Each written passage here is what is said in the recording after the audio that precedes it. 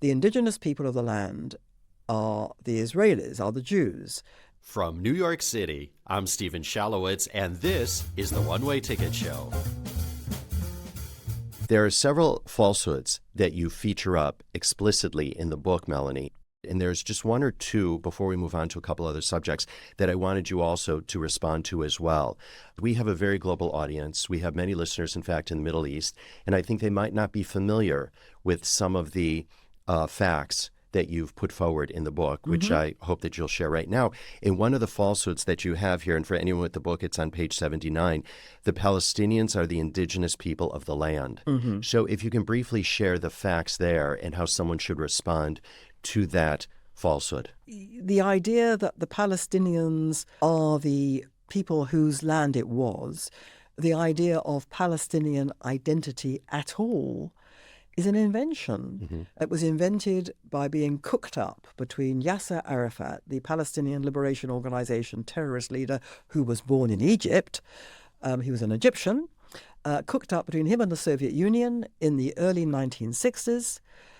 Before the Six-Day War, before Israel, as I would call it, liberated what's called the West Bank from Jordanian illegal occupation, another story. It was invented for the sole purpose of twisting the Western mind to believe that black was white and white was black, to believe that the Jews were the incomers and occupiers and the Palestinians were a thing, an identity, a people, and it wasn't true.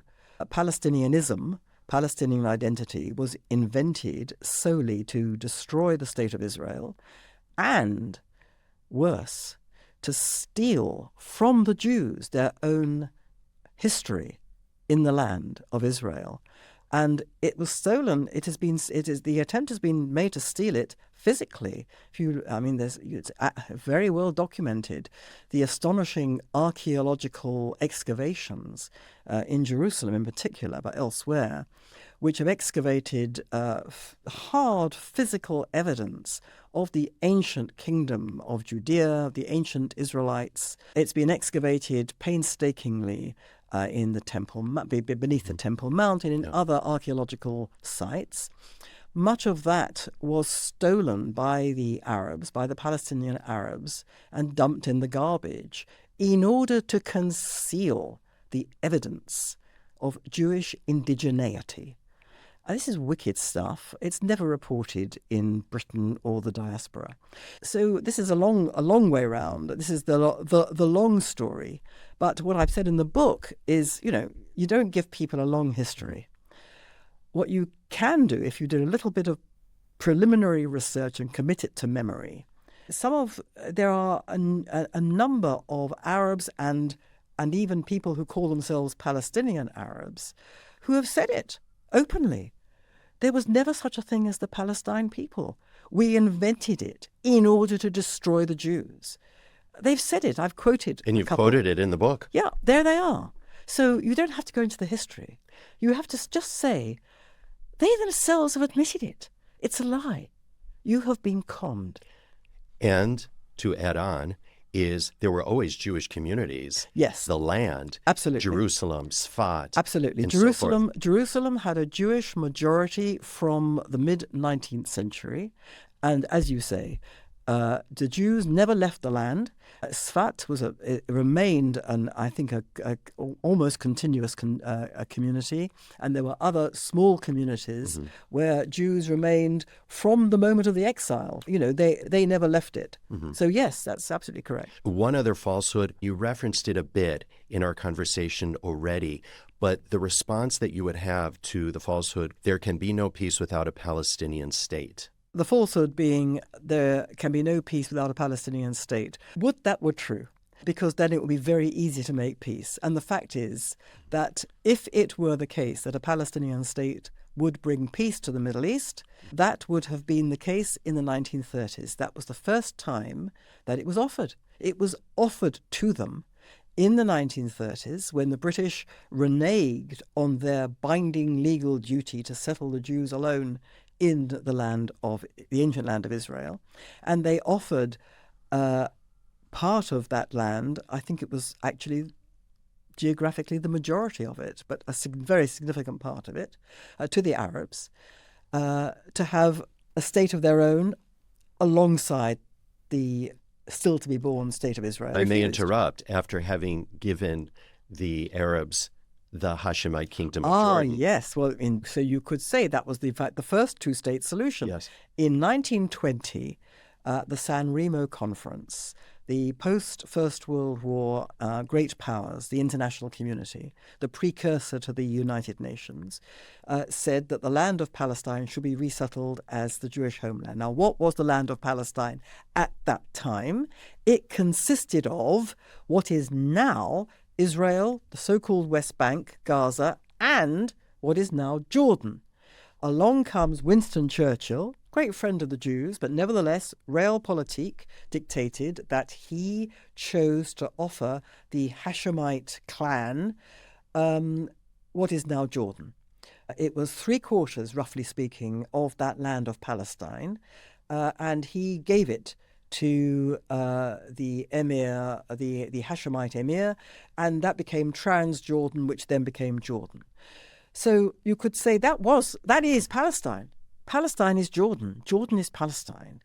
Anyway, so then the mandate was given in 1922 to Britain to settle the Jews throughout the remainder of Palestine, which consisted of what is now Israel, the so-called West Bank, and Gaza.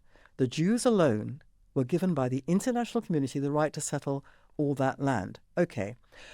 Scroll on, 1930s, rioting, pogroms by the Arabs against the Jews to prevent the establishment of a Jewish homeland, and rioting and mass murder of the British authorities in Palestine by the Arabs. The British decided that the only way through this was to renege on their commitment to the Jews and to offer a significant part of that territory to the Arabs. The Arabs refused. Subsequently, there has been offer after offer of a state of Palestine to the Arabs, including what was presided over by President Bill Clinton.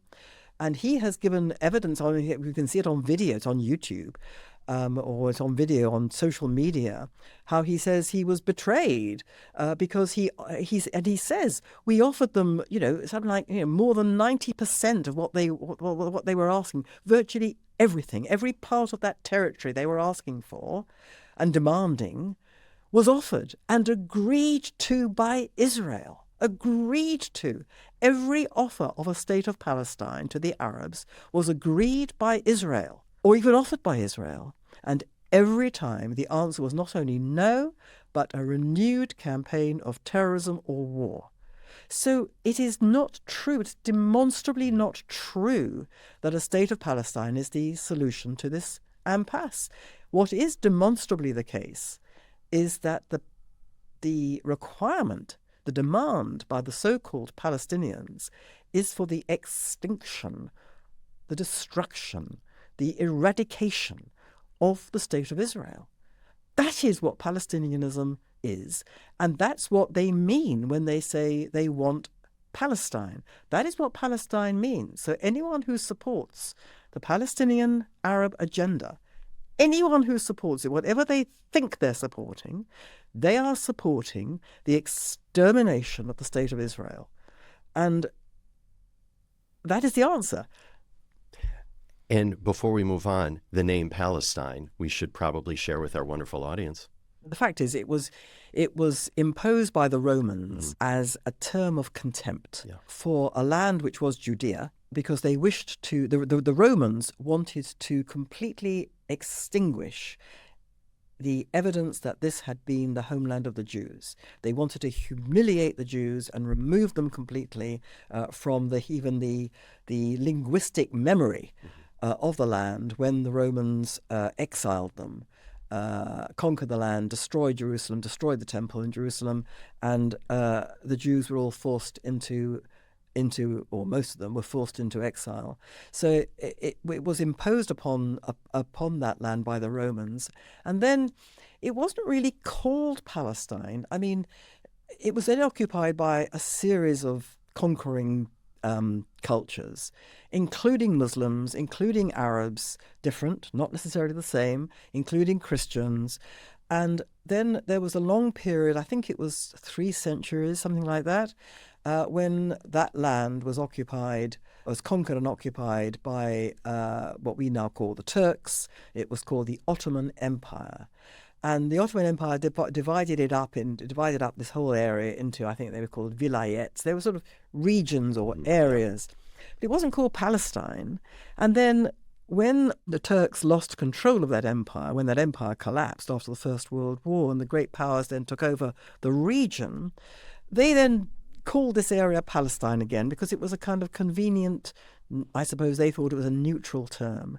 So it's a kind of administrative term. I mean, when I was brought up, it was still, it was near enough to the time before Israel was created, when in what was called Palestine, the Palestinians were the Jews.